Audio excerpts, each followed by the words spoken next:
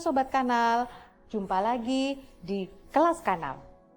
Kesempatan ini kita akan membahas mengenai pemeriksaan laboratorium sederhana pada infeksi menular seksual. Apa saja yang akan kita periksa? Tentu saja karena ini pemeriksaan laboratorium sederhana, kita mencoba untuk yang dapat kita lakukan di fasilitas kesehatan primer. Mengapa diperlukan pemeriksaan tersebut? Karena kita akan berhadapan dengan penyakit-penyakit infeksi menular seksual. Baik itu dengan gejala discharge atau keluarnya cairan, kemudian ada gejala luka ataupun juga ulkus yang akan kita periksa untuk pemeriksaan laboratorium. Sobat Kanal, kita memeriksa apa saja? Kita bisa memeriksa dari discharge, baik itu yang asalnya dari uretra, kemudian juga dari vagina, kemudian dari luka yang ada di kemaluan ataupun di genital, dan juga pemeriksaan dari darah. Setelah tadi kita mengambil spesimen, apa saja yang kita bisa lakukan? Yang pertama adalah kita bisa melakukan pengecatan pada spesimen tersebut. Tadi kita akan memeriksa gram. Apa saja yang kita butuhkan? Ada gram A, kemudian juga kita memerlukan gram B, kemudian juga gram C, dan gram D. Nah, setelah dilakukan pengecatan tersebut, Sobat Kanal bisa melihat hasilnya sebagai berikut, yaitu untuk pemeriksaan gram, untuk discharge uretra ataupun juga discharge vagina yang kita ambil. Yang pertama, kalau untuk discharge uretra yang kita ambil dari uretra, kemudian untuk discharge yang vagina tapi yang kita ambil dari serviks, kita akan melihat sel yang ada di sana. Kita akan mendapatkan nanti leukosit, polimorfonuklear, dan juga apakah ada diplococcus gram negatif atau DGNI seperti berikut. Nah, selain itu, kalau kita mengambil dari discharge vagina yang kita ambil dari vagina, kita bisa mendapatkan gambaran clue sel. Selanjutnya, bisa juga kita dapatkan hasil untuk jamur atau kandida seperti ini. Spesimen apa saja yang kita ambil untuk pemeriksaan gram? Yang pertama, kita bisa mengambil dari discharge uretra atau cairan yang berasal dari uretra. Kemudian kita bisa mengambil, kalau perempuan itu di serviks atau di leher rahimnya, dan juga cairan dari vagina. Selanjutnya, yaitu pemeriksaan untuk NaCl atau sediaan basah. Pertama, kita bisa mengambil dari fornix posterior pada pasien perempuan, atau bisa juga discharge uretra dari pasien laki-laki. Apa yang kita bisa harapkan dari pengambilan spesimen tersebut? Antara lain, kita akan bisa mendapatkan hasil pemeriksaan. Kita dapat menemukan trichomonas seperti berikut. Selanjutnya, kita bisa melakukan pemeriksaan KOH, yaitu dengan mengambil sediaan dari vagina. Apa saja yang bisa kita lihat dari pemeriksaan KOH tersebut? Pemeriksaan KOH bertujuan untuk memeriksa apakah ada elemen jamur di saluran vagina perempuan. Apa hasilnya kalau kita memeriksa KOH tersebut adalah seperti berikut. Bagaimana untuk interpretasi hasil pemeriksaan tadi dari gram, kemudian juga KOH dan NaCl, bisa dilihat dari tabel berikut. Selanjutnya, kita akan memeriksa spesimen yang lain apabila ada keluhan lepuh atau lentingan berisi air di kemaluan. Apabila kita menduga ada herpes genital, kita bisa melakukan kerokan pada lepuh tersebut atau sering kita sebut dengan vesicle dengan pengecatan zang. Bagaimana cara melakukan pengecatan tersebut? Kita mengambil sediaan dari vesicle atau lepuhan yang baru, kemudian kita kerok, ambil dasarnya, kemudian dioleskan di objek gelas, kemudian dilanjutkan dengan pengecatan giemsa.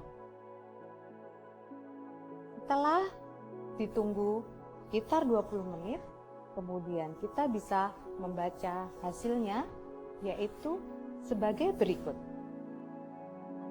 Gambaran tersebut akan kita dapatkan pada kasus-kasus seperti herpes genitalis.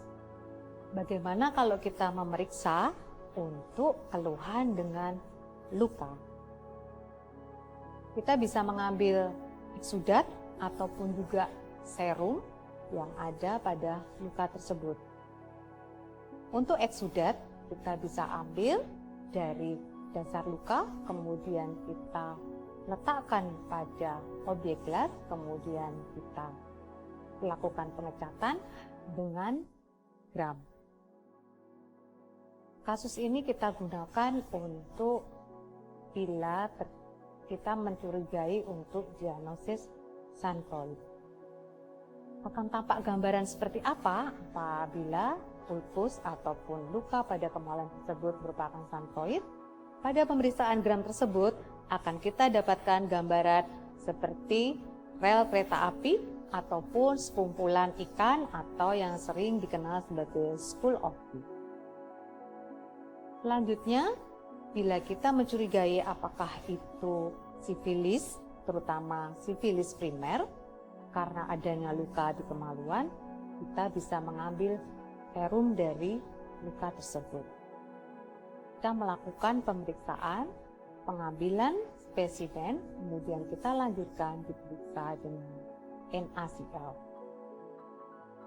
Selanjutnya, setelah kita mendapatkan spesimen tersebut, kita dapat memeriksa di bawah mikroskop medan gelap. Apakah yang kita dapatkan dari pemeriksaan tersebut akan seperti ini. Jadi, nanti akan ditemukan seperti benda spiral yang bergerak ataupun berputar maju mundur dan dia berpendar. Selanjutnya, kita akan memeriksa apabila ada keluhan tonjolan pada kemaluan pasien. Pemeriksaan sederhana apa yang bisa kita lakukan? Kita bisa melakukan pemeriksaan acetoated. Bagaimana caranya? Sobat Kanal bisa menyiapkan larutan asetat atau larutan citra sebesar 0,05%. Larutan tersebut diteteskan pada tonjolan yang ada sesuai keluhan pasien, kemudian jangan lupa untuk didiamkan sekitar 1-2 menit. Sobat Kanal dapat mengamati apakah terjadi perubahan pada lesi tersebut. Akan terjadi perubahan warna bila memang itu kemungkinan kondiloma ataupun kutil kelamin. Pada lesi tersebut akan berubah menjadi berwarna putih. Perubahan yang tadi terjadi pada pemeriksaan acetoated, kita bisa mencurigai bahwa pasien tersebut kemungkinan terinfeksi oleh HPV, sehingga diperlukan untuk pemeriksaan dan tindakan lebih lanjut. Pemeriksaan selanjutnya, kita bisa melakukan pemeriksaan untuk sifilis dengan cara mengambil darah ataupun serum. Di sini, Sobat Kanal bisa melakukan pemeriksaan RPR ataupun PDRL dan juga TPHA tergantung dari laboratorium yang tersedia di tempat masing-masing. Yang pertama, kita bisa melakukan pemeriksaan RPR, kita ambil serum, kemudian kita olah Selanjutnya kita akan mengetahui apakah hasil pada pasien tersebut positif ataupun negatif, atau yang kita sebut reaktif ataupun juga non-reaktif. Sobat Kanal bisa melihat sebagai berikut untuk cara dan juga bagaimana hasilnya. Apabila hasilnya menunjukkan hasil yang positif, tentu saja dilakukan pemeriksaan ataupun juga penanganan lanjutan untuk pasien tersebut. Pemeriksaan selanjutnya kita bisa juga melakukan tes cepat atau yang sering dikenal dengan rapid. Kita bisa melakukan rapid test pada pasien untuk sifilis, yaitu dengan menggunakan rapid test sebagai berikut. Sampel apa yang diperlukan? Yaitu kita menggunakan sampel darah, kemudian sampel darah tersebut kita letakkan pada alat tes yang tersedia. Setelah itu, kita diamkan beberapa saat, sekitar 15 hingga 20 menit, kita bisa membaca hasilnya, nanti akan tampak gambaran sebagai berikut. Akan tampak apakah itu negatif, positif, atau tidak dapat ditentukan. Sebagai salah satu bagian dari pemeriksaan laboratorium sederhana untuk memeriksa infeksi menular seksual, kita juga melakukan pemeriksaan untuk HIV. Bagaimana cara melakukan pemeriksaan cepat untuk HIV? Kita bisa menggunakan rapid test ataupun juga tes cepat dengan cara sebagai berikut. Kita bisa mengambil spesimen darah dari pasien, kemudian darah tersebut kita letakkan pada alat rapid test. Kemudian kita tunggu setelah berapa menit, kemudian kita akan dapatkan hasilnya, yaitu sebagai berikut. Ada yang reaktif, non-reaktif, dan juga tidak dapat dibaca atau invalid. Apabila hasil tes HIV ini menunjukkan hasil non-reaktif, kita hanya meriksa 1 kali saja. Namun, apabila tes yang pertama hasilnya positif, kita melanjutkan pemeriksaan menggunakan tes rapid yang lainnya. Untuk menegakkan diagnosis HIV, kita memerlukan 3 kali rapid test. Sehingga hasil yang didapatkan, kita dapat memastikan bahwa hasilnya apakah benar-benar terkena HIV atau tidak. Kita membaca hasilnya setelah menunggu beberapa saat atau sekitar 30 menit. Kita dapat melihat, membaca apakah hasilnya positif, negatif, atau invalid. Demikian pemeriksaan laboratorium sederhana yang bisa kita lakukan untuk memeriksa infeksi menular seksual di fasilitas kesehatan primer. Dengan pemeriksaan tersebut, maka kita dapat melakukan diagnosis, kemudian juga dapat melakukan tata laksana secara tepat, sehingga akan memutus rantai penularan infeksi menular seksual. Demikian, saya, Nurwestu Rustianti, semoga bermanfaat dan sampai jumpa di kelas kanal selanjutnya. Sampai jumpa.